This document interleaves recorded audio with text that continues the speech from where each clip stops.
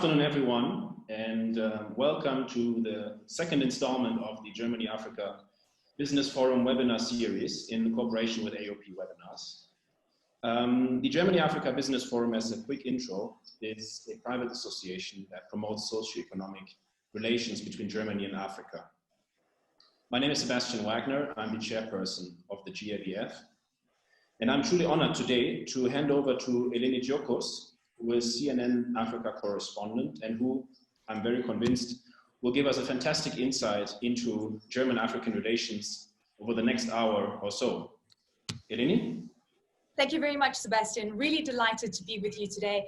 My name is Eleni Giokos. I'm a correspondent at CNN. I'm based in Johannesburg, and what a great time to have this conversation. Our topic is investment and trade for Africa's economic development and the role that Germany can play going forward. As Sebastian says, this is in collaboration with the Germany-Africa Business Forum, the Africa Energy Chamber, as well as Africa Oil and Power, and it's been spearheaded by His Excellency Günter Nooke. He is the Africa Envoy to German Chancellor Angela Merkel. Mr. Nooke, it's great to have you with us. Such an honor that you're joining us today, and I'm really looking forward to your insights.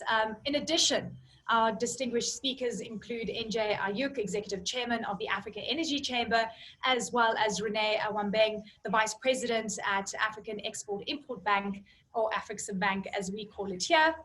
And it's such an exciting time because we're in the middle of an unprecedented crisis, but we also similarly have so many opportunities to look forward to. And we've seen the crisis accentuating existing good and bad trends. And the question is, how do we capitalize on the good opportunities and, of course, to try and create economic growth on the ground? This is the second webinar series highlighting German-African relations, a relationship that has been growing extensively through the years. And you'll remember that in 2017, the Compact with Africa was a Germany-led effort.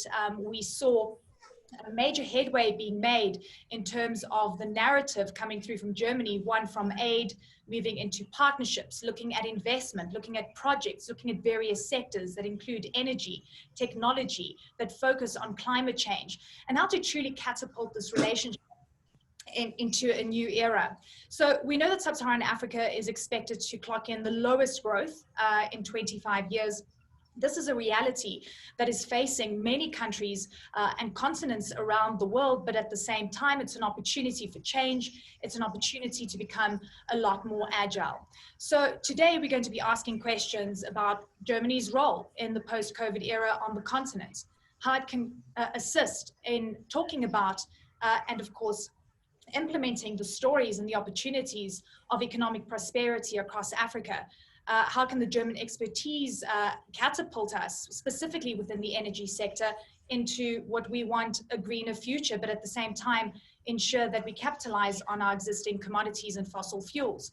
What are the financing needs on the continent, and what are the exciting projects within the energy space that will be vital for economic development? So, on that note, as a short introduction from me, I want you to engage with us. You have an opportunity to ask questions to our panelists. We want to hear your thoughts and ideas. And at the bottom of your Zoom page, you'll find a chat option as well as a question option. So please utilize that as the conversation evolves. So on that note, I'd like to now hand over to His Excellency Günter Nooke, Africa Envoy to German Chancellor Angela Merkel. So.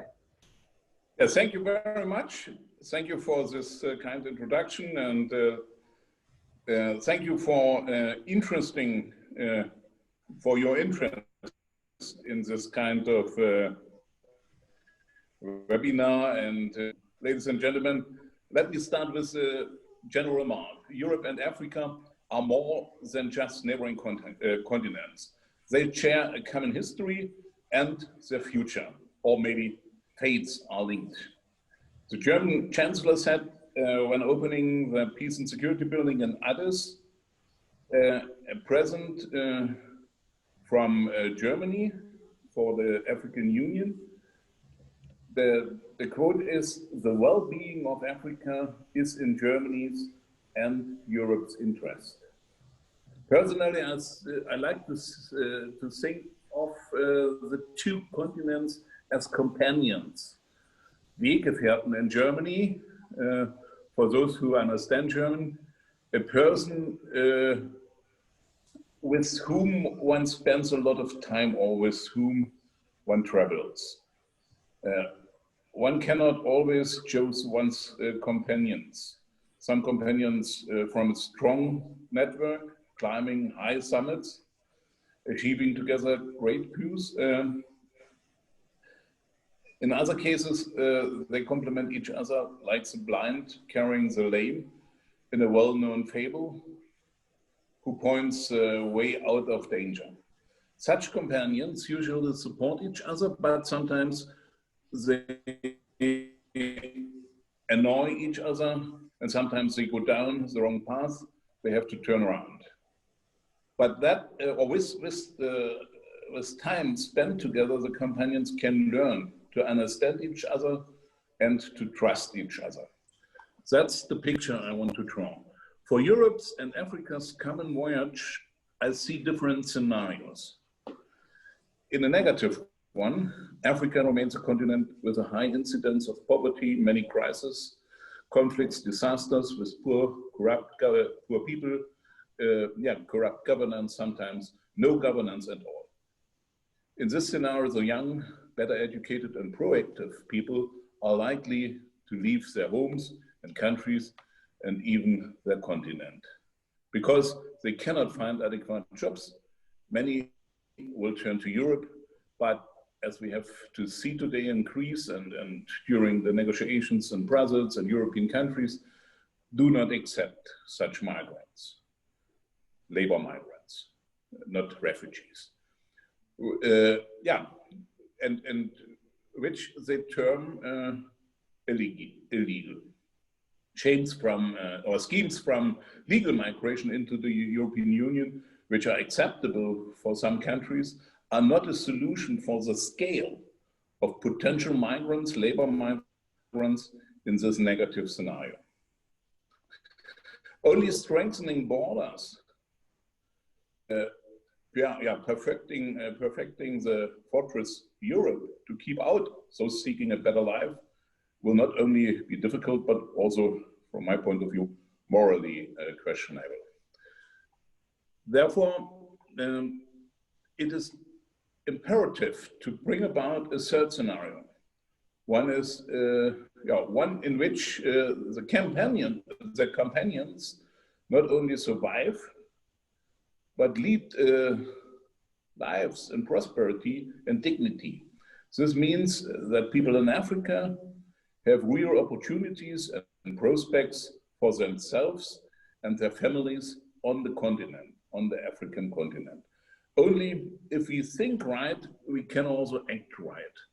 I learned from a philosopher, Georg Picht in Germany, whoever denies certain aspects of the reality to reassure himself will go astray and is a poor leader in times of need. What would acting right look like?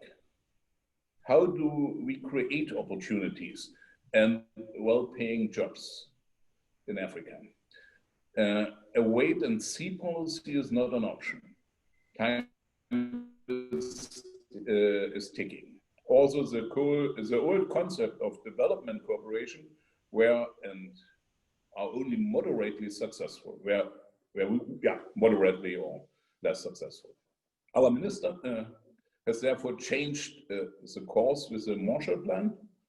The Chancellor started during the last European Union and African Union Summit in Abidjan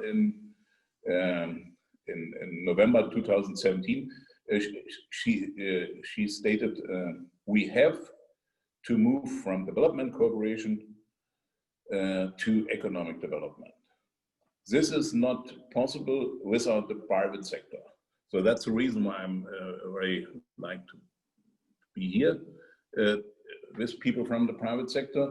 We don't need to reinvent the wheel in and for Africa. For me, it's a matter of industrialization. That is my term. I'm using this.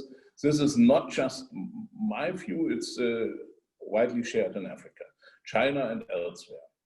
But it is not just industrialization. It's industrialization 1.0, 2.0, 3.0, 4.0 even, all in one. We have to recall that large parts of Africa are still characterized by subsistence, agricultural business. 80–90% of the so-called private sector are informal. These includes 60–70% subsistence farmers and the service sector, for instance, small traders in the streets. Therefore, we have to be careful exporting concepts from Germany with its almost exclusively formal economy with a strong Mittelstand. In my view, basing our concepts on the reality on the ground in Africa is a good start.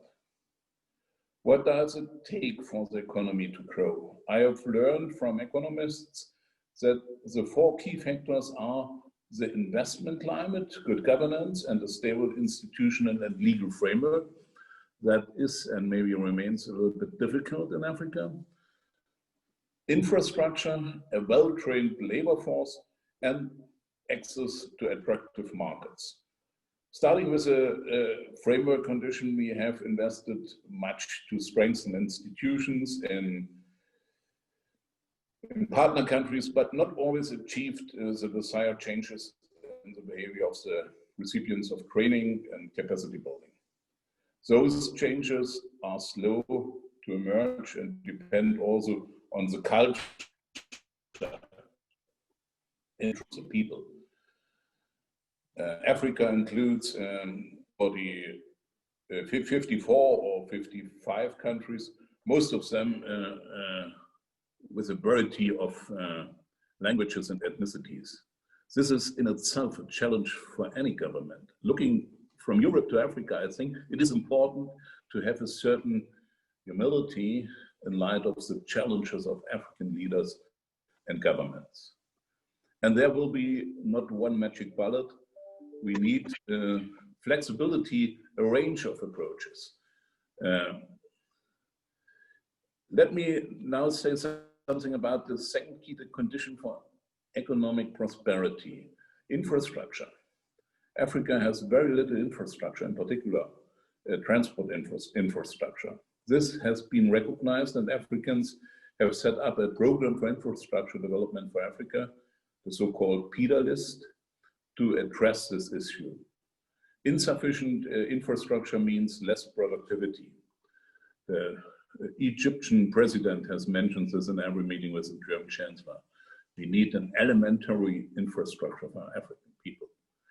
But the lack of transport infrastructure also opens opportunities for leapfrogging. DHL, the German carrier, is cooperating in several countries to use drones for delivery. The most modern technologies are tried and tested in Africa. Another challenge is the availability of a well-trained labor force. Education and training are priorities for most African countries. Germany listens to the partners, and the Minister Müller, my boss here in the Federal Ministry of Economic Cooperation and Development, has advised the ministry to spend at least 25% of its operational budget on education and training, especially in the field of vocational training, where the German so-called duale Ausbildung is a real champion. And this is key for successful industrialization, including the agricultural sector.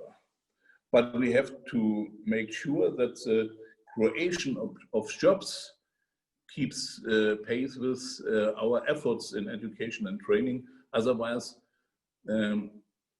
we risk that well-trained young people do not find adequate jobs at home, and they are all the more compelled to migrate.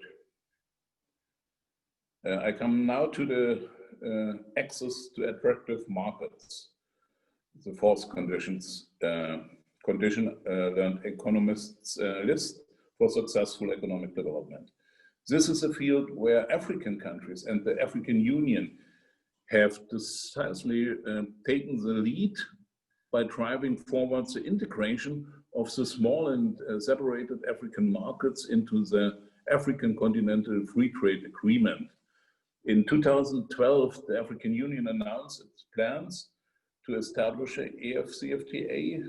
In 2019, the AFCFTA was launched. This has exceeded the expectation of even Africa experts, and certainly the European Union, which was still holding on to the outdated concept of economic partnership agreements separated in different regions in Africa. By now, all but one country have signed the AFCFTA agreement, and in 30 countries, the agreement has been ratified.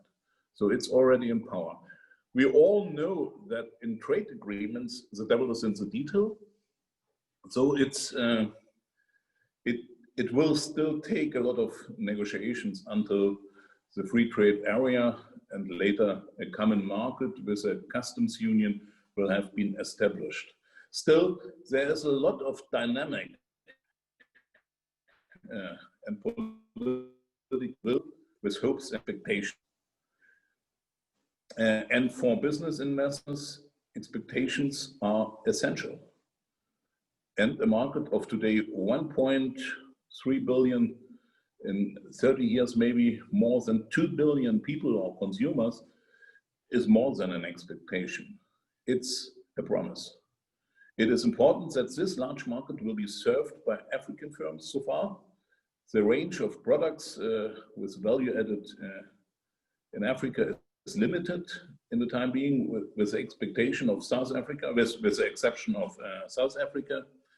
But a large market without borders for goods and services and the better infrastructure can provide an incentive for investing in increased production in Africa for Africa. Investors from Europe and China, and of course from Africa itself. Productivity has to increase, but there's progress, not least because of the efforts of development partners. Not all has been in vain. My position, and with the influence of visibility I have, I'm doing what I can to bring about the positive scenario. Of course, I would like to see many more European and of course German companies investing in Africa, partnering with the African private sector to create good jobs and to transfer top-notch technologies. From my conversations with investors and business people, I know that security of investments and predictability of conditions are key investment conditions, especially for the Mittelstand. Which will not start operations in dozens of countries in Africa at the same time, thereby diversifying risk, but start with one or two. And this is where the German government and the European Union have to come in to provide the necessary political flanking and investment guarantees. I would like to share with you a particular idea to stimulate European investments to Africa, not just from the big EU member states, but also from the smaller ones. What if we allow the use of the European structural funds and investment funds also for investing by European companies in Africa? In particular, projects for clean energy and others under the Green Deal could fall into this category. The economic problems caused by COVID-19 and the measures taken into account to contain the spread, we will considerable, and the first reflex will be for member states to keep the funds on their continent. But in my view, thinking about innovative approaches should be part of what we do in conversations between the governments in Europe and the private sector. It's also an interesting idea to use such funds also for European companies investing in Africa. I mentioned earlier that time is of essence. The pressure is increasing to bring about the positive scenario I mentioned, with conflicts in the Sahel region worsening rather than improving, with South Africa heading for a deep economic crisis and the effects of COVID-19 looming for 2021. So what keeps me optimistic? I would like to mention only 3 short points or trends that, in my view, will contribute to a turnaround. Digitalization is one. Young people in Africa are now different, not different to the rest of the world with respect to their affinity to technology. And the computer is cheaper than equipment for industrial production. So here are many chances and business opportunities which can be relatively draw your attention to a project using a digital platform that we have developed jointly with the African diaspora in Germany. It's called Vidu.Africa, and what it does is using the knowledge of the diaspora to identify good small-scale investments in the range of 1,000 to 2,500 euro projects in the informal sector. These projects are then co-financed by the diaspora, 25%, and entrepreneur in Africa, 25%, and us, the ministry, by 50%. I said earlier that 80% of the jobs in Africa are informal. This is what we do to expand those jobs using the opportunities in the digital age. A second reason for optimism is Ms. von der Leyen's statement at the beginning of her term that she wanted a geopolitical commission. I thought this meant a more decisive European external policy. And I am still convinced that many member states are in favor of making the European voice heard louder in the international stage, and in particular also in Africa, where we see increasing influence by large powers, China, Russia, US, Turkey, India. Still, the Corona crisis and the recent Council of Foreign Ministers clearly showed that the common European foreign policy, let alone geopolicy, is still a ways away. In Germany, we say, man wächst mit seinen Aufgaben, you grow with your tasks. So let's hope that the common European Union foreign policy will grow with the challenges ahead, especially the migration pressure from the south in Africa, but also with the interesting market and prosperity possible in Africa. Because of our shared history, Europe has, in my view, a special responsibility to ensure not only prosperity in Africa, but also freedom and the respect for elementary human rights. And I also see the opportunities that a strong alliance and partnership between Africa and the European Union could be a strong political and economic force on the global stage, something neither of the two continents on its own could achieve. The last optimistic point I would like to mention is climate and the Green Deal. To achieve the goals of climate neutrality by 2050, Europe has to change radically its energy policy. Reading the German and European hydrogen, she both launched earlier this year, we noticed ambitious aims, while the way to achieve them are still vague. In my view, this is a field where we can benefit from each other, our mutual African-European companionship. Africa is prone to the production of renewable energy in different sectors, wind, solar, and hydro, which are needed for the production of green hydrogen. Maybe you have heard in this context, I have spent considerable time over the last few months taking and talking about the potential of the INGA-3 project in the Democratic Republic of the Congo. The project has originally been brought to my attention by a meeting with people from the DRC. The cheapest green energy can possibly be generated in the DRC at the Inga Rapids in the Congo River. The amount of energy that can potentially be generated by far exceeds the needs of the region. If the excess could be used for the production of hydrogen and then exported to Europe, the product could be economically viable and bankable. We still need to undertake the necessary feasibility studies and as well as environmental and social risk assessments. But if they are favorable, INGA-3 or even Grant INGA could be a flagship for the European Union, African Union cooperation for green energy. It could be a real game changer.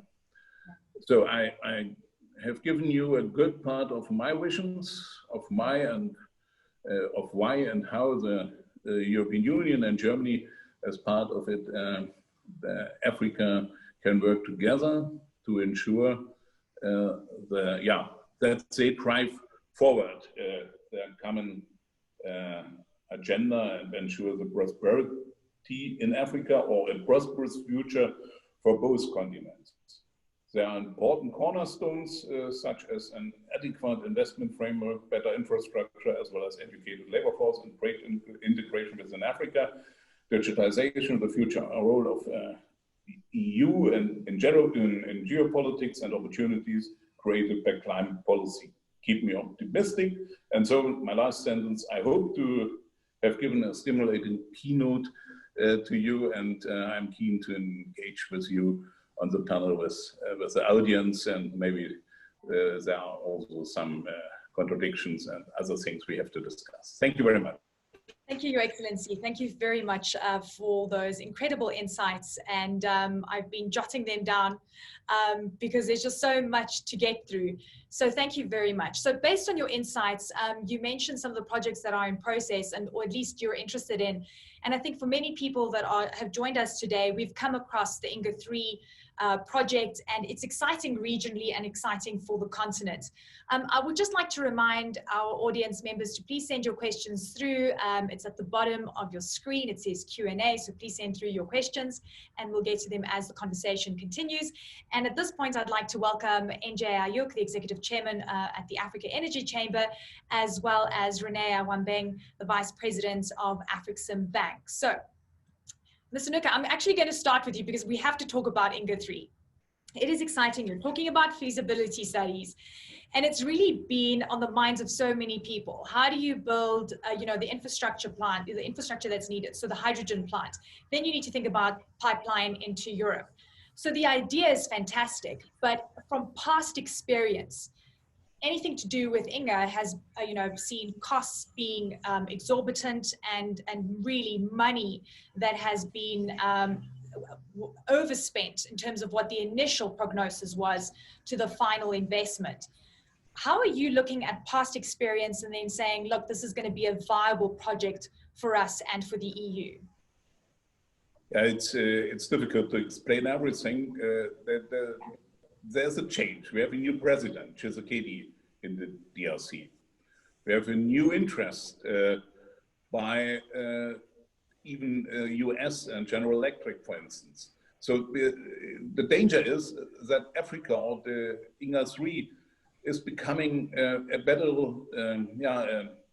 battlefield between the G2, the China and US interests. China is saying, I will build, we built the dam, and the debts are by the DRC. US is interested, and Europe is only the visitor from outside. But we have the essential, the crucial interest in the well-being of Africa, what I said in the beginning. So we have to do something, and only the Europeans, German and the European Union has a strategy and will create a market for hydrogen. And if there is the possibility to sell hydrogen in Europe, not via a pipeline. It's possible with a decentral energy supply, with shipping the hydrogen to Europe, or even for others paying maybe more than Europe.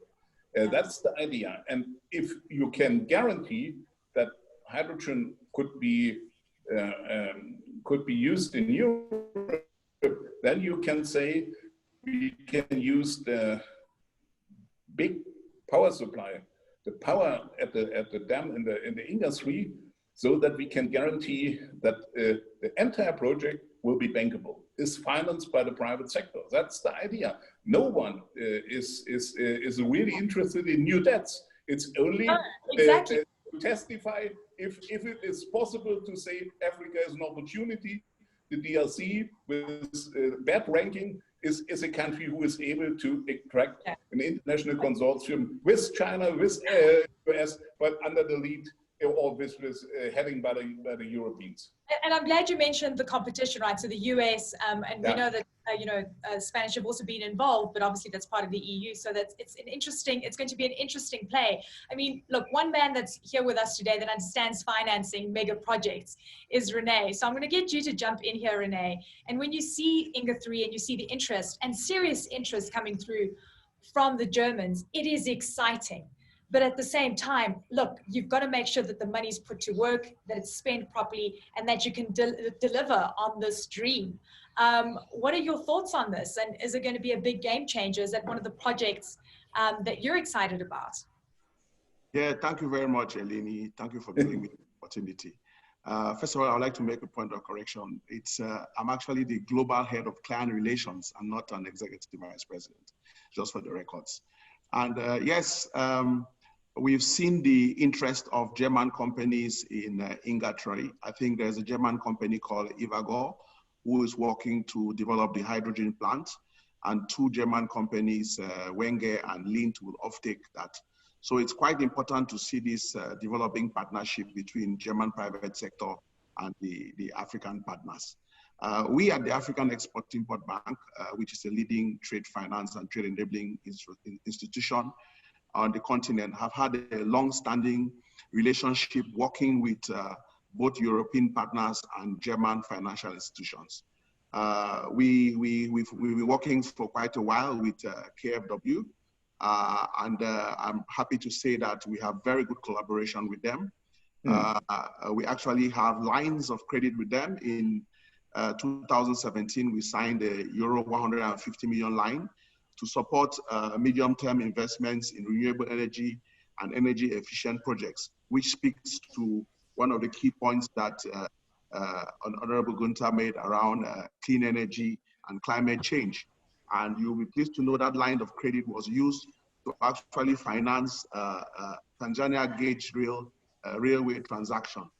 Ever since the pandemic broke out in March this year, we have been having extensive discussions through the German Ministry of Finance, BMZ, and the KfW again, to put in place a $300 million facility to support a project which is called the United Nations Economic Council for Africa, Afreximbank initiative. Under this initiative, we're helping African domestic companies to actually produce domestically materials to support the crisis, and this will create jobs and create value for Africans. So we are in very advanced stages of discussions with the German government for this facility to be approved. We are quite aware that the Ministry of Finance has given the support, and this facility will be approved in the next couple of days. So I can say that the collaboration between African banking Pan-African bank like Afreximbank and the German DFIs and German banking institutions has been very successful. And I don't think this collaboration is just at our level. Other DFIs, other commercial banks do enjoy an extensive relationship with the German financial institutions. Our collaboration doesn't always stop there. I would like to say again that working with the African Automobile Manufacturers Association and some German private sector companies like Volkswagen and Bosch, we are now working to build an African automobile strategy. This strategy we are now preparing an MOU where we're actually going to create regional automotive value chains to actually focus on developing and building automobiles using German technology on the continent. This is a very, very huge initiative which will bring a lot of value and collaboration from these German companies in that we would add value by promoting activities across the automobile chain on the African continent. We will adopt a holistic chain of manufacturing, both vertically and horizontal manufacturing on the continent. We will create joint ventures with these German companies to take advantage of the African Continental Free Trade Agreements, long-term developments. This will also bring in transfer of knowledge, transfer of skills, global operations for some of these German companies on the African continent. And of course, the range of financing opportunities that this will bring in terms of either financing this industry or financing the consumers that will work. So the collaboration with the German private sector, whether it's on the financing side or on the business side, I see it as quite encouraging this far. Fantastic. Thank you very much, Rene, and apologies for your title. I'm going to take responsibility for that, even though I got it in my script. So I apologize profusely, but I've upgraded the title, which I'm sure, I apologize profusely for that, but I'm sure our audience is going to forgive me.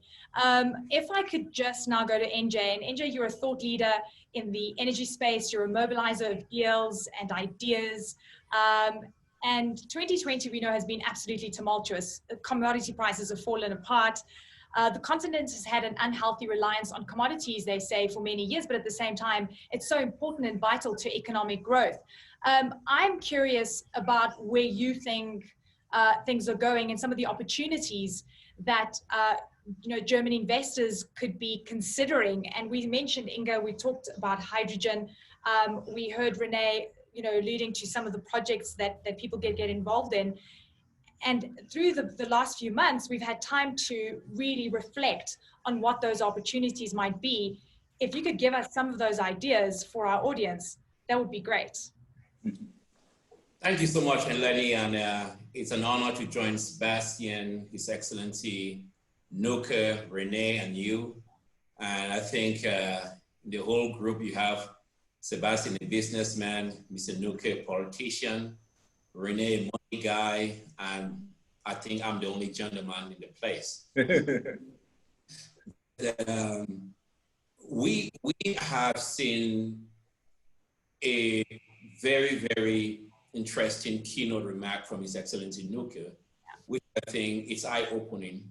And there you find answers to where African and German businesses. I think I take to Lee's two key remarks here. Climate change, you're going to see a big fundamental shift in energy policy that has to do with climate change and the climate realities.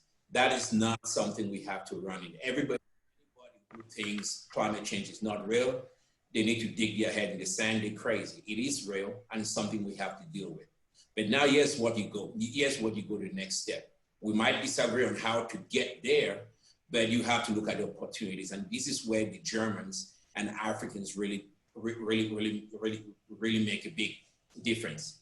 Now, His Excellency Nooke presented something which was, I think, was a really great idea of using structural and investment funds to come in. Our key problem in the continent with opportunities has always been capital, not just capital, patient capital to really take on these projects. You're going to look at whether it is solar, whether it is renewable projects and everything. The Inga Dam is really big, but the biggest issue we have to deal right now is that we have from 1.2 billion people in the continent, 850 million people have no access to energy. So that 850 million people, that creates a big opportunity where if you look at private small-scale LNG, we believe you need gas to get to a low carbon environment. But if you look at small-scale LNG, Germans are really great at using gas to power themselves. They're getting rid of coal. That's a great area you could look at. If you look at some of the renewables, whether it is solar, wind, you could really look at rural electrification which you can still be able to meet some of the climate goals, but at the same time, really target the most vulnerable people in our continent. But at the end, you do what I love to do, make money at the same time, because there is nothing so good like doing good, making money at the same time. You have fun with what you do, so you have to look at those small-scale renewable projects. There's a young German lady on this webinar who I've been very impressed with some of the biogas initiatives that she's been doing in Ethiopia, extending it into Nigeria. This is a just doggone strong German sister that sets out there and do it. Question is that why are we not having other Africans do the same? You know, the question is that why are we not having other African young people take advantage of these technological advances that these young people are. And Mr. Nooke is right, Eleni. We have to create an enabling environment for Rene to spend money and for Mr. Nooke's people to spend money. We just can't say, get those structural funds, those investment funds. We have to cut for the do you think it's going to be the Continental Free Trade Agreement that will help, you know, create blanket policy across various countries? Is that what you're thinking that is exciting, specifically within the energy space? The energy space has notoriously been kind of more risky business to enter into, and of course has negative perceptions. And you're talking about solar, which is greener. I'm curious to see how we're going to create that enabling environment where people go, you know what, I'm going to take on the risk because it's absolutely worth investing on the continent in no matter what country I'm in. There's nothing negative about energy. You need light, so the perception has to change. Look at me, I'm smiling. But yeah, but cost, right? And can you make your money back versus the investment? So I know what you're saying, but let's talk about, you know, the numbers. I think everybody has to make their money back, Eleni. It's really important. The Continental Free Trade Act is good. It's nice if it's a step in the right direction. But let's be very, very clear. If I'm talking to a young man in Munich, Baden-Württemberg, or in the Rhineland in Germany, they see Africa, they see risks. They are scared, they're worried about some of the mismanagement, the corruption and everything. So we have an obligation to make some kind of changes. The way we treat people, how we move women in the workforce, how we drive, we make it so easy, we make it faster for people to start a business and keep a business, deal with governance issues, but also sometimes that environment. Yes, the Free Trade Act is a step in the right direction, but each and every country. I'll give you an example. A country like Rwanda, which someone would say, well, you know, it's not the best, blah, blah, blah, but they have paved the way and they have actually, I mean, this guy's got Volkswagen in Rwanda. Yes, yeah. Country, not up to 2 million, but then you have to ask yourself, why are you not having Volkswagen in, you know, some of the countries that have 80, 90, 100 million people? I don't want to mention that because I have to fly in a little bit. I don't want to get in trouble. But those countries have to reshape themselves and structure themselves. Rene is up there. If he has to put money, he's going to ask those questions. So I got to make sure it's for Rene to fund all these African businesses. Okay, Rene, this is where you jump in. You're managing money. You're the one that needs to put money to work, and you need to find those bankable projects. And I get what Indra is saying about, you know, creating that enabling environment. Since the start of the pandemic, have we seen an acceleration in governments wanting to create that enabling environment? Something we've been talking about for some time, we just haven't had a chance to truly implement. Would you say that things are shifting? Yeah, thank you again, Eleni. The pandemic has been a real challenge for some of our operating economies across the African continent. Most of our countries are reliant on export commodities, where they have to trade internationally to gain liquidity effects to run their countries or fiscal revenues. Because supply chains have been disrupted at this time, countries have to now be innovative to find other ways of survival. This means that they have to take opportunity and create the right enabling environment to attract investment under these difficult circumstances. And what comes to play immediately is the African Continental Free Trade Agreement, where a lot of the African countries are actually bracing up themselves to start working within the framework of the CFTA so that they can take advantage of this in producing domestically, attracting foreign direct investments, and distributing across our continent, because there is a huge opportunity. NJ mentioned that in his discussion around intra-African trade. Before even look at the export market, the continent provides a market for 1.2 billion people and growing. So yes, I think the pandemic has spurred some of the African countries to be more realistic, more open about attracting investment. And as I mentioned, we are seeing some of these investments coming in from Germany. I did give examples around the African Automobile Association initiative, which we put together with the German auto manufacturers. And I mentioned that we're now signing an MOU and putting in place a plan of action.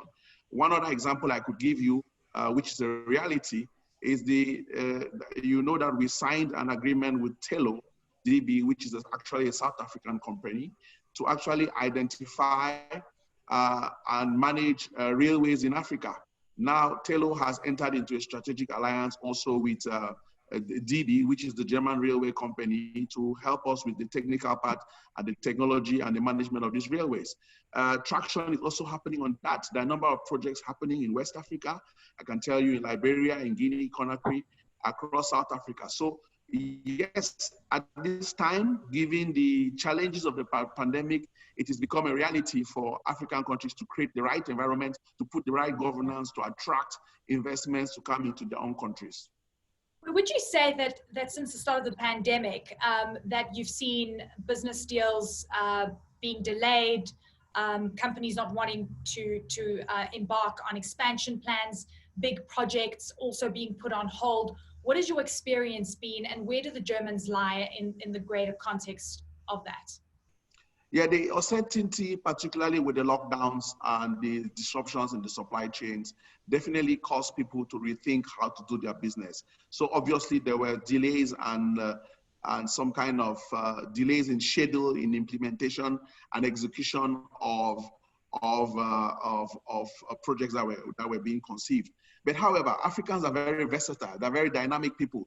We've adapted to the realities of COVID. We are now working. Everybody is working online. We are using virtual means to communicate, to send around documents. We've opened our ports, we've opened our airports. People are still trying to move goods and services. So I think there is a kind of pickup of activity after June. Some of these projects are back on track across some of the various countries. Discussions are happening with partners. Yes, there are challenges. One of those challenges that remain is let me say probably the FX scarcity or the liquidity challenges that some of our, the fiscal challenges that some of our economies have, which I mentioned is closely related to the drop in commodity prices and the lack of physical revenues.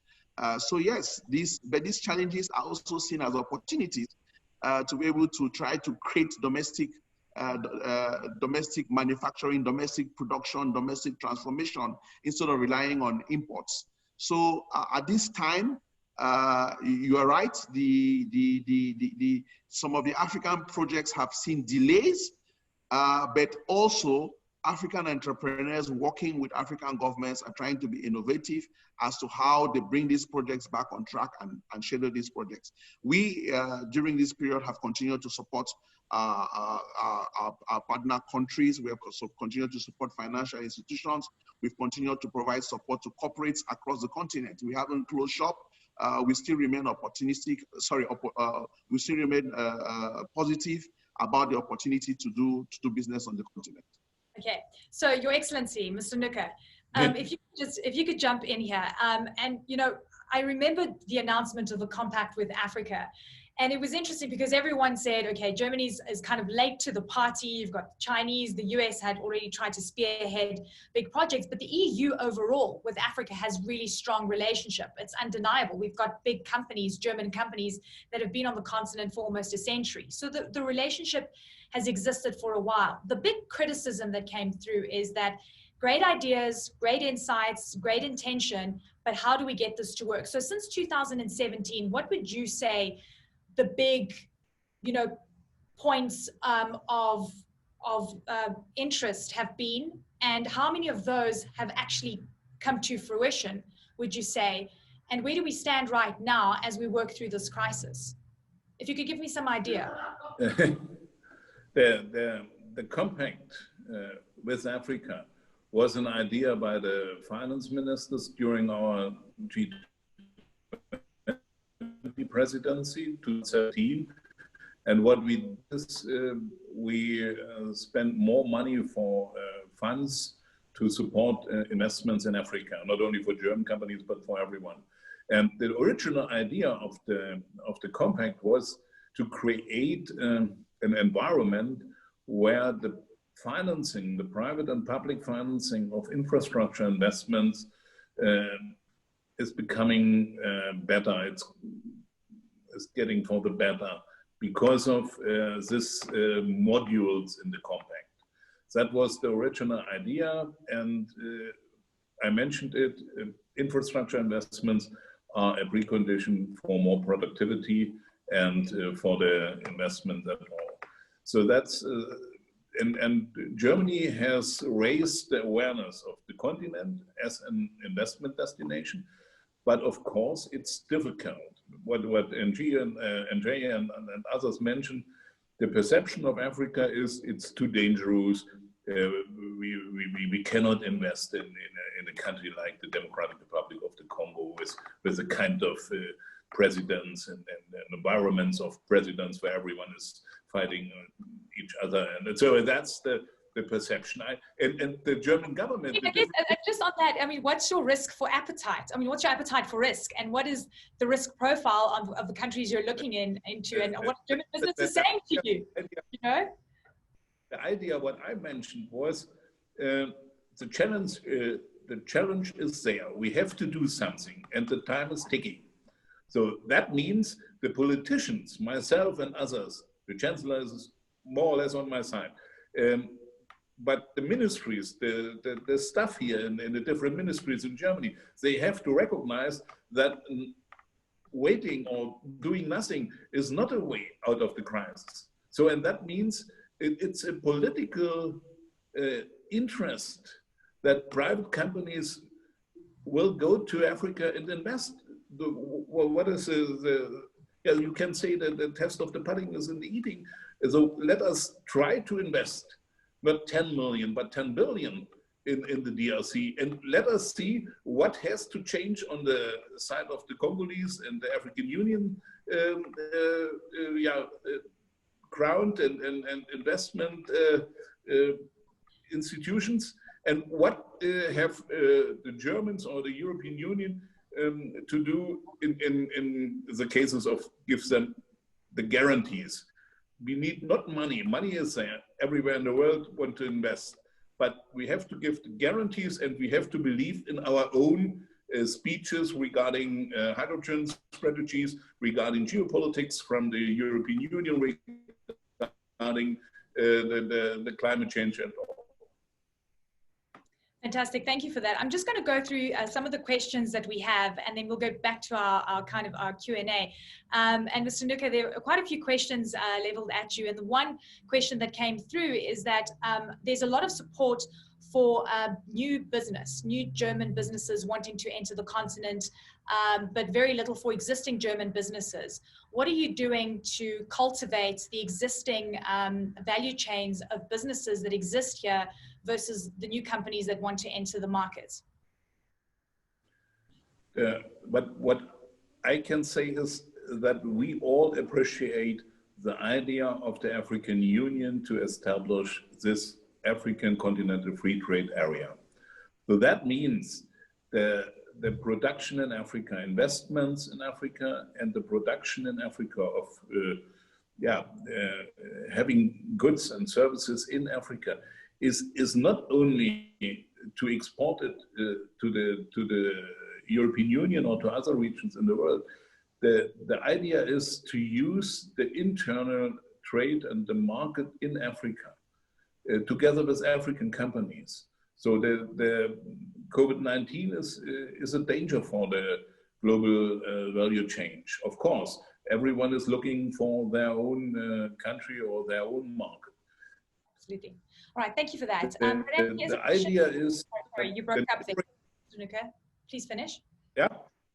Sorry, you broke up there. I thought you had finished. Please complete. The idea is, Eleni, the idea is we have this neighboring continents. It's only the Mediterranean in between.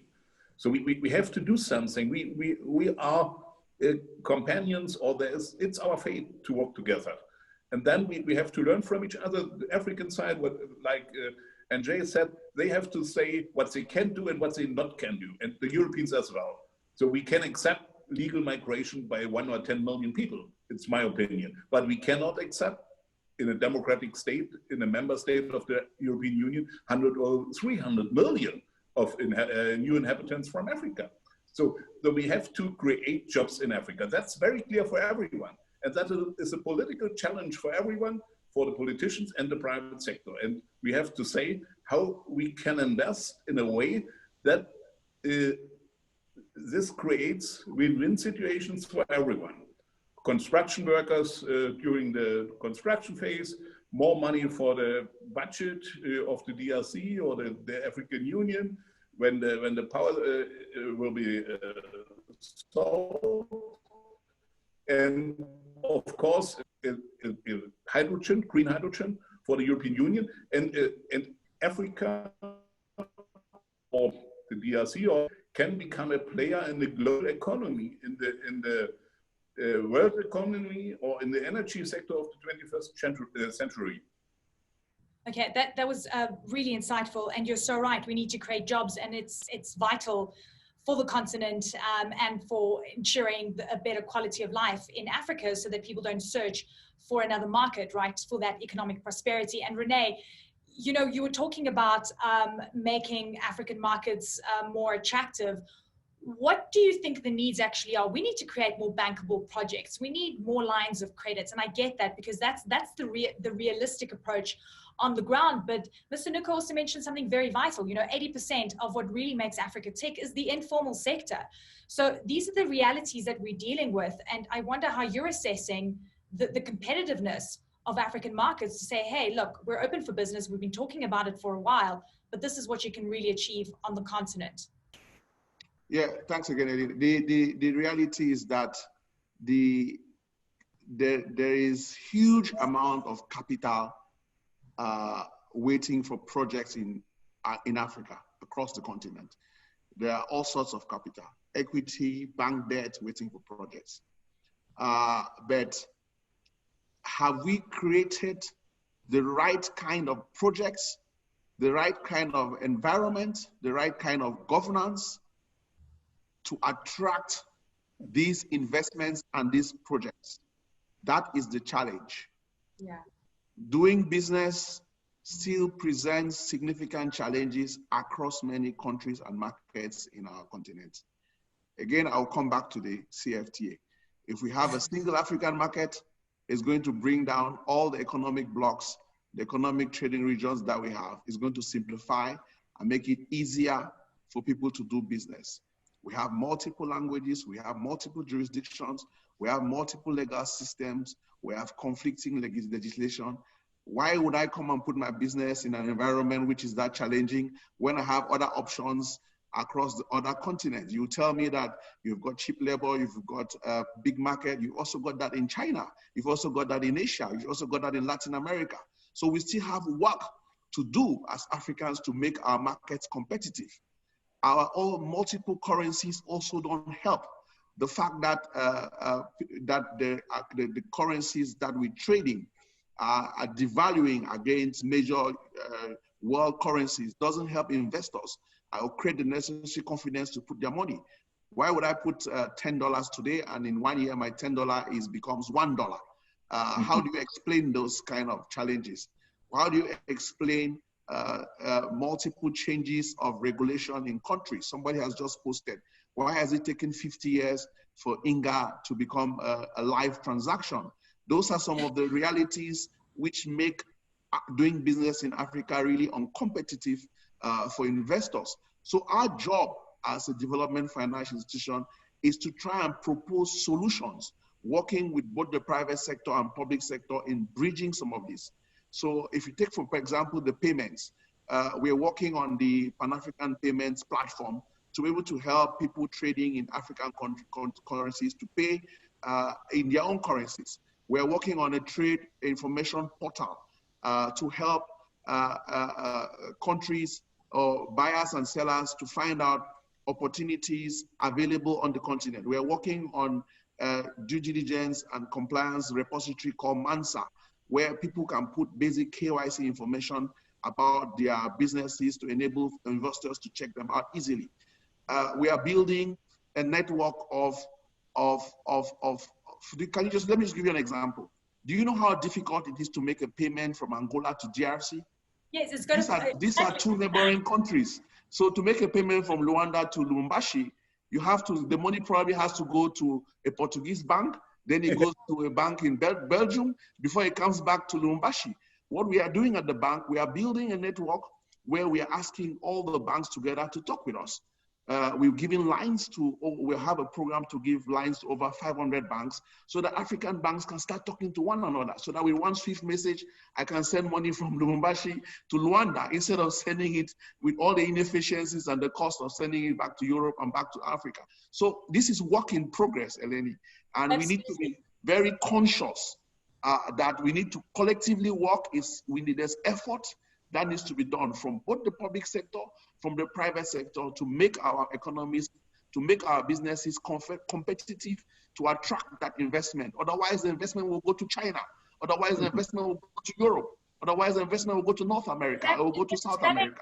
And we're selling our own currencies and buying the dollar or the euro so we can make, transactions on the continents. And thank you for that. NJ, I've got many questions for you and I hope you're ready.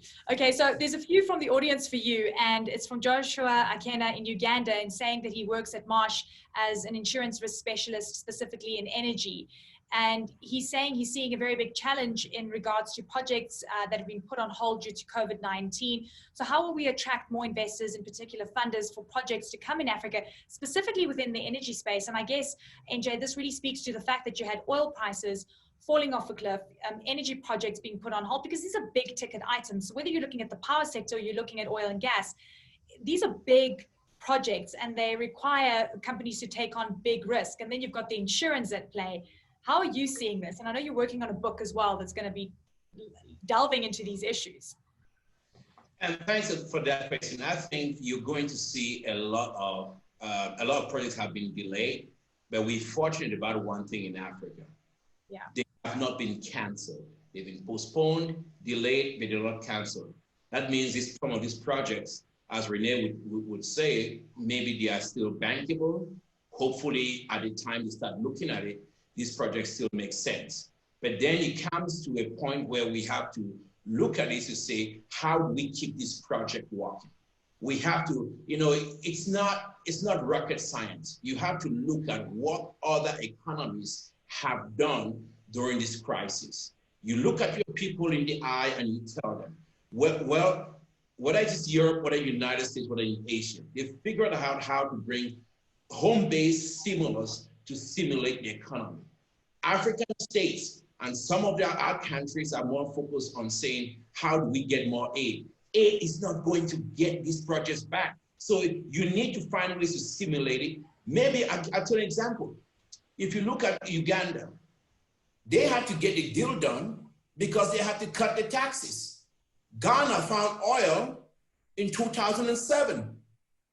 Uganda discovered oil in 2007. That's Jubilee and what was discovered in Uganda. Guess what? Uganda was producing in 2011. In 2020, Uganda is still debating some windfall tax and all of that stuff. Look at how much jobs they have lost in 10 years because of political wrangling. Look at how much investment they have lost, because when you get a big project and it's there, Total has gone bankrupt because of all the delays. So we need to cut the red tape, stimulate economies so that investors still say, I have a partner that I'm working with. And yes, Mr. Nooke is right without the German investment, but let's not act as if Germans are saints. I think the way this relationship is, when you look at it, it's like Germans want to date, Africans want to get married. So I think we need to get this marriage going and forget about dating. So that's how we get there. And Rene is right when he talk about the bottlenecks. But before you go on this free trade act and everything and people losing money, how about we just get visas? It's easier for a German to come into many African countries than someone from Ghana or Cameroon or Nigeria or Mozambique to travel to a neighboring country. You want to trade? You can't talk about having some paper and trading with somebody that you can't travel to. You can't move from Angola to Mumbashi to go check your goods because they won't give you a visa. So we need to look at that. But I still think that the Germans do have great ideas, but they need to commit. They need to put money where their mouth is, and they need to do that because at the end of the day, China is not going to support us with the climate goals you want to meet by 2050. China is investing more in coal, oil, and all those things that you're against. So if you go and take a back seat and say, I'm going to let China drive this, don't worry, that red dragon is going to drive you off the cliff. You need to get your blackboards and your Zemt and put it out there, put your stance in Africa and really get the job done by financing projects and forget about aid. Africans don't need aid. You put aid out there, the governments are going to spend it all. Invest in African companies with German counterparts and drive business going. You will see great returns from 1.2 billion people. So NJ, I'm all for marriage proposals on my panels. This is fantastic. So we'll get the answer from Mr. Nooke in just a while, but I've got a few more questions for you. So in this marriage, what do we bring to the table, right? And how stable are we in this alliance that you speak of? And I was looking at the oil and gas sector on the continent. We're really reliant on fossil fuels, as I mentioned. I mean, it's an exciting space. It still can really boost economic growth. But the Germans bring something really interesting in the renewable front on technology and the fact that they're able to bring efficiencies and create kind of a greener future for us. So I want you, NJ, to give me a sense of within the space that you operate, just how much interest have there been from German counterparts and businesses, and how you see this relationship playing out, and is it on the green and renewable side, would you say? The Germans play a good role, but Germans want to supply, they don't want to invest. Okay. If I talk to 10 German companies, all they want to tell me is that I have this equipment, I have this equipment, I have this skill, and I want to put out there. And Africans are saying, capital is my problem. That's what I'm saying. They want to date, they don't want to get married. They want to get these hands off the high relationship, like,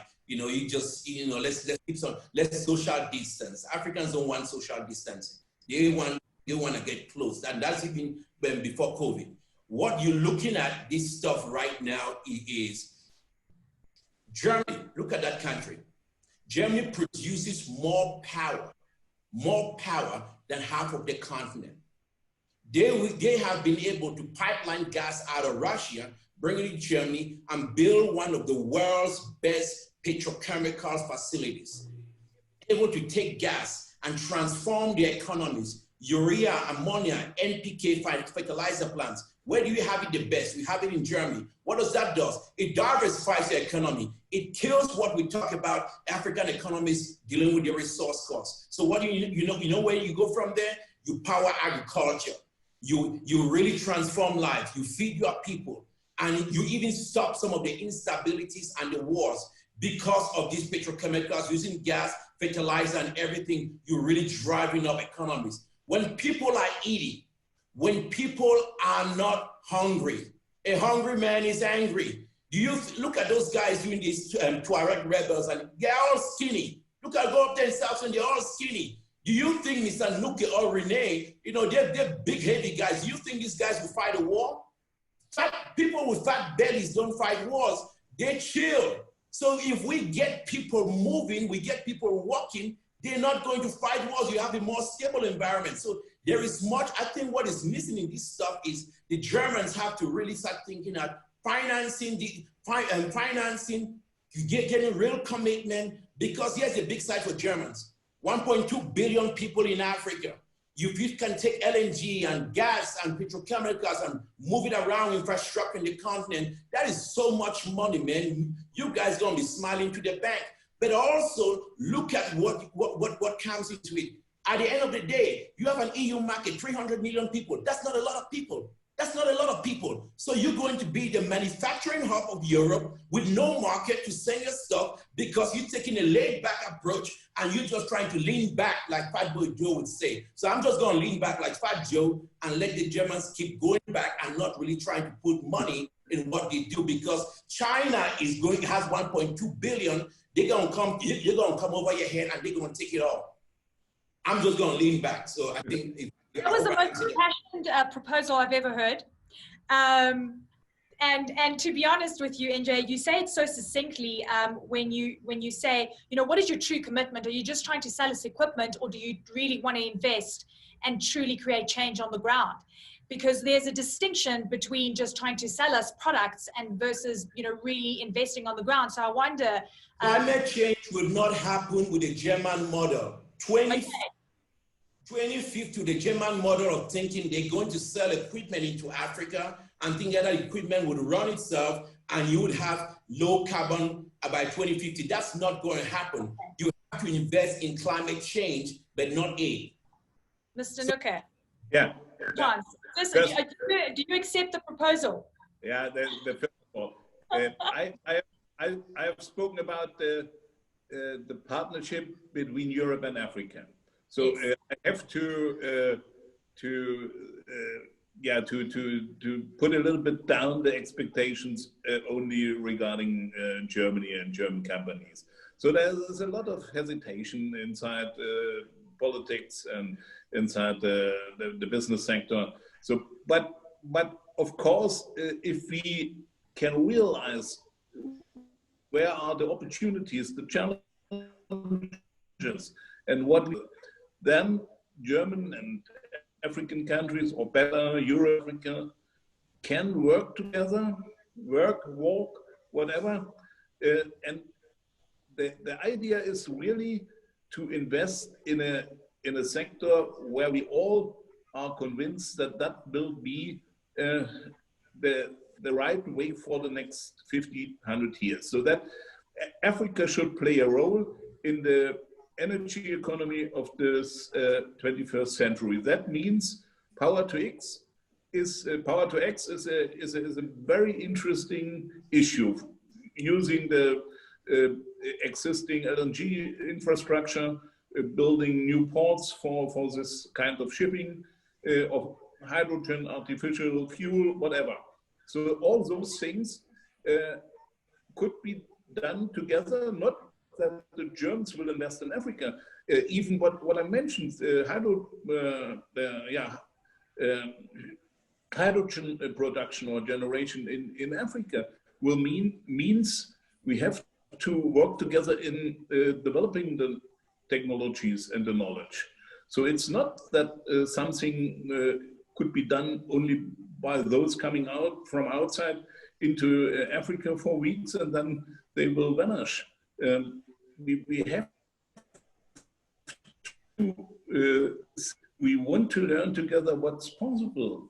And what Anjay said, I'm very convinced if there is a market of maybe 2 billion Africans and 700-800 inhabitants in the European Union, that means it's the biggest market in the world. And if you want to become a global player, it's not only possible with weapons and in the military sector, you can also play a role in the world if you are the prosperous region compared to others. So, and that would be attractive for Europe and Africa. My analysis is Europe alone and Africa alone is not a global player in the next 50 years when the big guys will do their own business and fighting for their own interests. And the interests of Africans and Europeans are close to each other. Eleni, I want to come in here because I think just about the Europeans and the Germans are more at risk. they need to take it a little bit more seriously and boldly. If you look at the migration issue and you look at the Sahel problems, Africans are not going to migrate to China easily overnight because of geographical reasons. They're not going to migrate in their turns to the US. They will migrate to Europe, and Europe will continue to see these pressures that they have. Europe needs to have a bold and a plan how to deal with Africa. For those of countries where we are seeing civil strife and war, we don't manufacture any military gear or arms on our countries. They are manufactured in the countries. And they appear here, they should stop supporting or selling those things here. They can help with governance. They sit at all the bodies where governance issues are discussed and where political leadership is discussed. They can help us with that governance, even though at the end of the day, the power lies with the electorate. They can help our people. They have access to funding. They can help us with some of the major projects on the continent that will help to diversify and open up Africa. And there are a few projects that, if they are done in a collective and harmonized and organized manner, will break up the continent. One of them is building the infrastructure around the continent. Do you know what 100,000 kilometers of railway will do? Linking every African country and helping to move goods and services.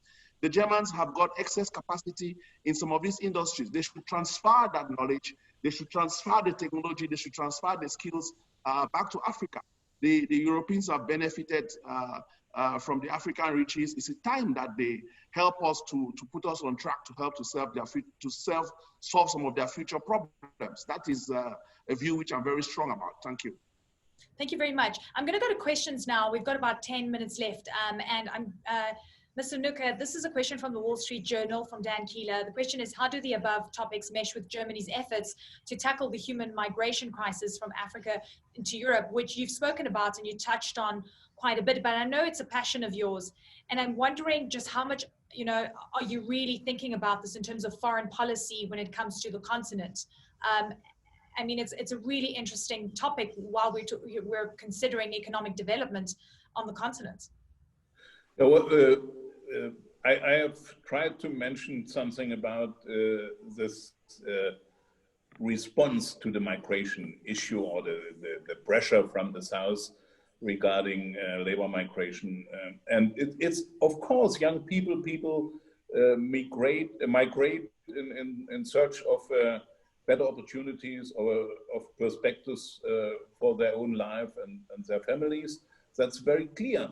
But and what we have to understand in Europe is they cannot, we cannot bring them back in their villages. They have collected money for the smugglers, so but they can send remittances back to their villages, not only from London, from Berlin or Paris.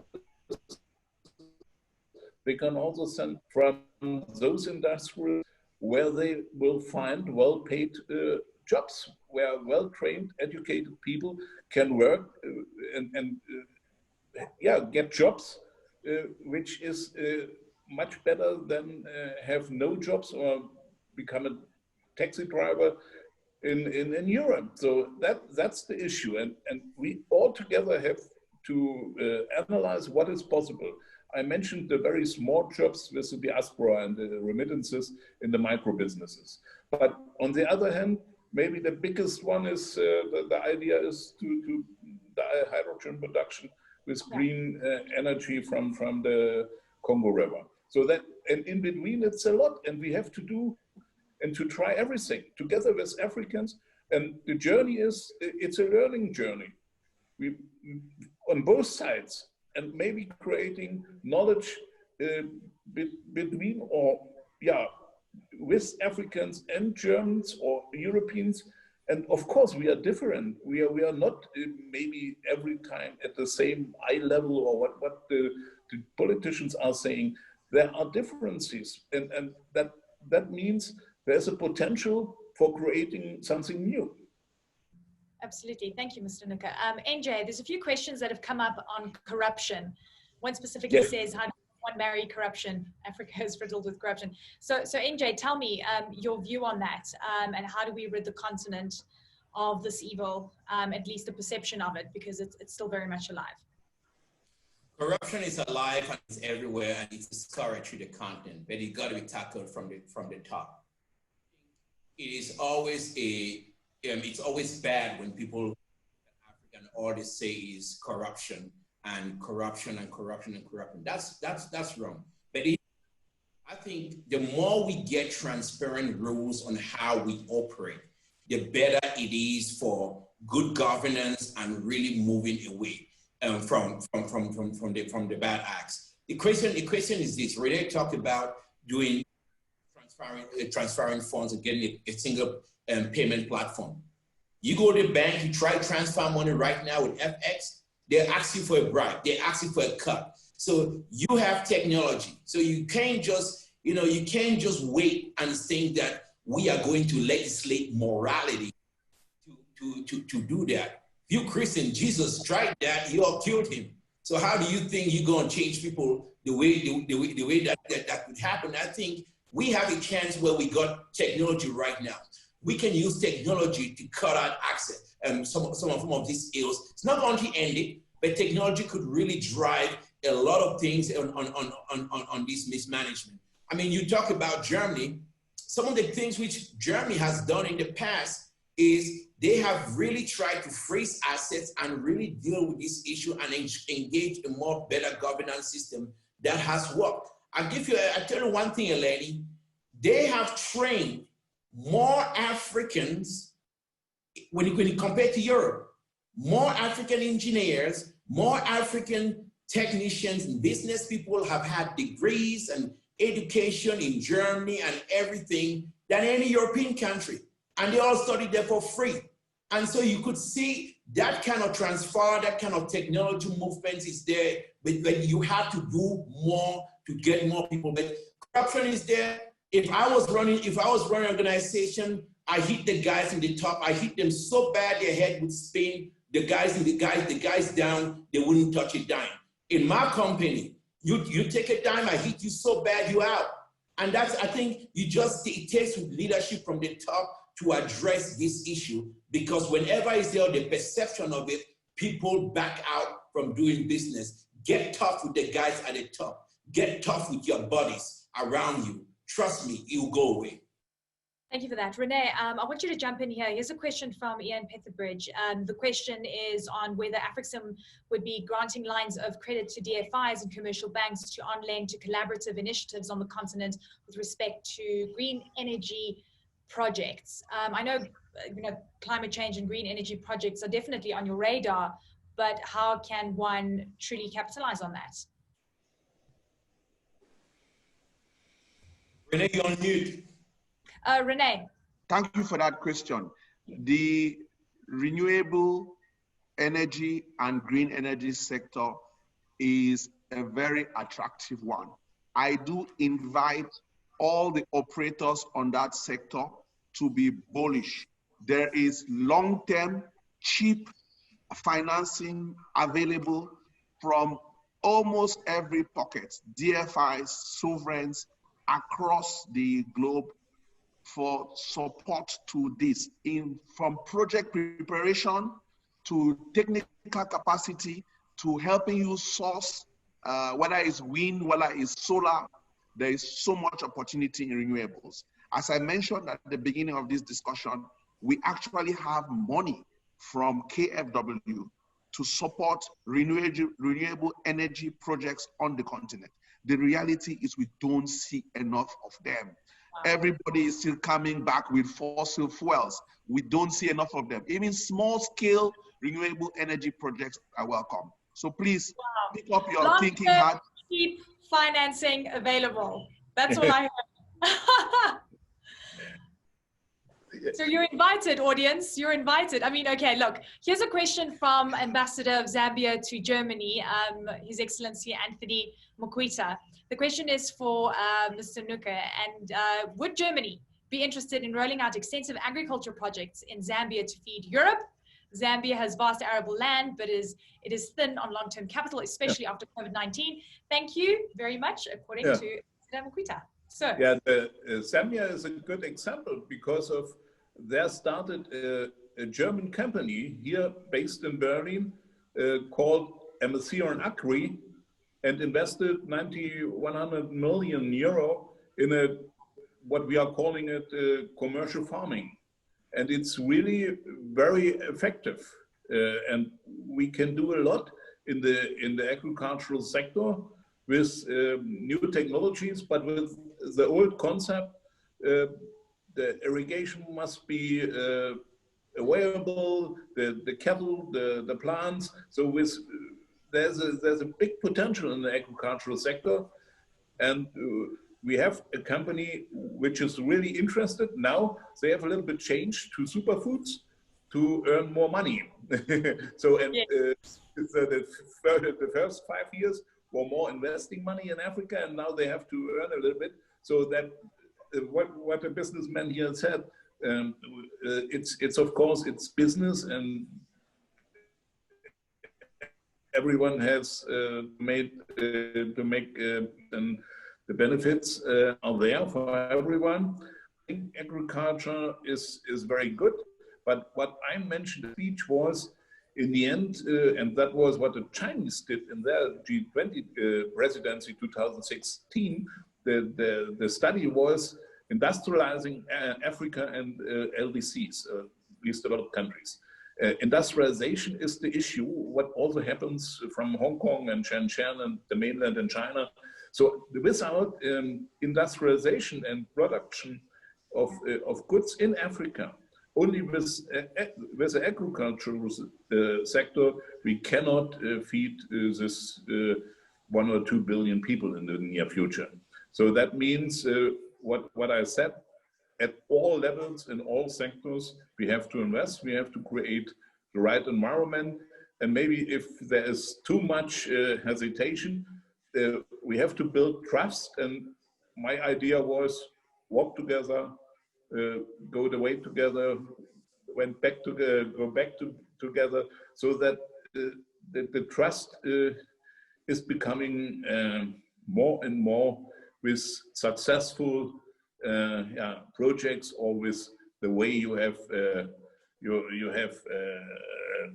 gone, or you have gone in the past. So that's the idea, and the history of Africa and Europe is much closer than Africa and China and Africa and the US. So that is what I advertising for, that the Europeans and the Africans will recognize this, and the right thinking is the precondition for the right things we have to do. Thank you, Your Excellency. I've got one question for everyone, and then we're going to wrap up. But NJ, look, for the past few years, the kind of conversation is like China has been cannibalizing so many interesting projects. They trade where many countries fear to go. They have risk appetite. Then the US comes in going, we want a piece of the pie. And it's always like this conversation of someone wants a piece of the African growth story and the pie. And I wonder if we need to change that narrative for ourselves, and how you see it in a post-COVID world, and what are the most exciting sectors for you as we wrap up. To the audience who's listening from Germany and all over the continent, is how do we need to view our future for ourselves?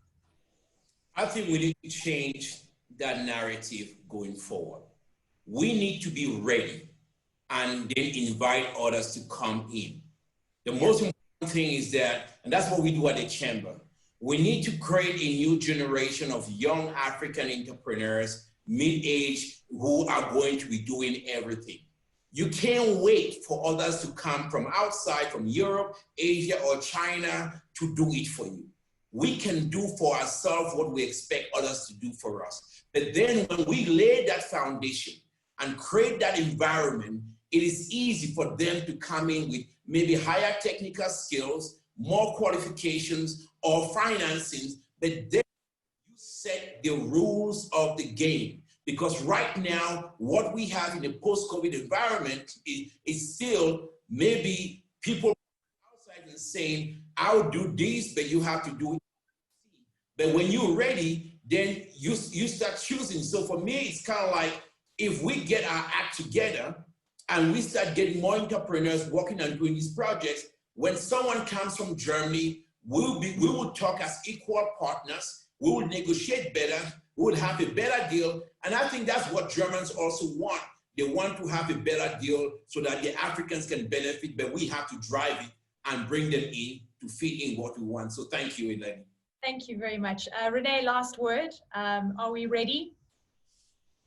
Yeah, I mean, as Africans, we have to take our destiny in our own hands. Yeah. We cannot wait for people to shape our destiny. So I do think and I do agree that we are ready. We have a strong market. We are getting ourselves together. Things are improving.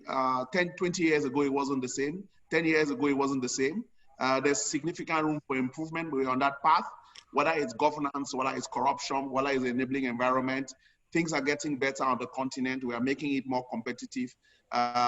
We implore, we invite the young men and women across the continent to think how they can do something for themselves, how they can create value, how they can create jobs. We shouldn't rely on other parties to come and do it for yourself. You can do a renewable project to light up your own community, to light up your village, and it can grow to become a global business. So on that note, I think, yes, we are optimistic about the future. Thank you, Rene. And Mr. Nooke, last word to you, sir. Yeah, I agree, but I would say we are on the right street. We are moving in the right direction, but not fast enough. It's too slow. And that is my my hesitation. I would not say for the German or for the European side we are ready. We have to be aware of the huge challenge, and then we maybe will recognize also the opportunities. And the best way is not to try everything, but to invest in the future. That means green deals or green energy, or using digitization for upscaling, and look for businesses not only for the people who are rich and can buy Mercedes or Porsche from Germany. Look for the very poor people. They will sell or they will buy an application for the laptop or the tablet for 5 or 10 cents. And which kind of business models are there? I have introduced in Cameroon and with villages and the kings and the chiefs there, the idea of community currencies. So there's a lot of things are possible for increasing liquidity and empowerment for women and for the people, the villagers themselves. So we have a lot of things what we can do, but we have to be aware of the opportunities, but not too much expectations that the change will come over the night. I know, and that's kind of a realistic approach. Don't have too many expectations, but you know what? It's time for us to be agile and to look at the future and finally accelerate the things that we keep talking about. So, Your Excellency, you've been fantastic in your insights, invaluable. I would love to get Sebastian into the conversation very quickly. I know you have a couple of thoughts before we wrap up. Sebastian.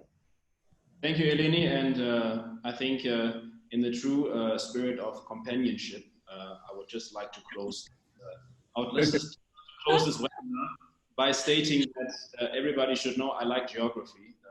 The distance between Africa and Europe is 8 miles, the shortest distance. So please bear that in mind when you think of His Excellency Nooke's spirit of companionship.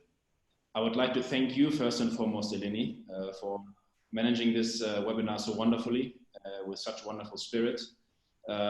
His Excellency Nooke, thank you for taking a lot of time, and thank you to your staff for overcoming the technical challenges yesterday. Rene, it's always a great pleasure to hear your financial insights. You know, I look up to you as a big brother.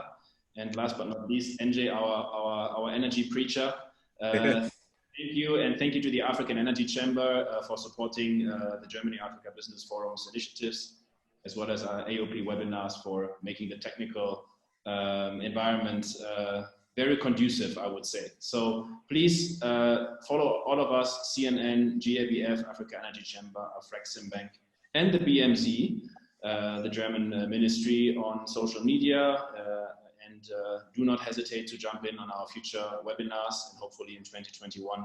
Once this virus has been overcome, there'll be live events. So thank you all, and do reach out for anything that we can do for you. Goodbye. Thank you. Thank you very much, Sebastian. Thank you, team. This will be on YouTube later tonight. and you can catch it on the Africa Will Empower YouTube page. So please go back and watch it if you joined us late, or share with your friends. And one thing is certain, I definitely feel the excitement on the ground from many executives saying it's time for change. It's time for a new growth story out of Africa. So I'm hoping that you, Mr. Nooke, through your efforts in Germany, will be able to be part of that. And then everyone else here that is so passionate, and the executives that have joined us, watching us today, I hope you're part of that story too. And I look forward to the future. And I'll be asking the tough questions if you do not deliver. That I promise you. So I wish you all the best. Thank you. Thank you. Thank you. Thank you. Auf Wiedersehen. Auf Wiedersehen.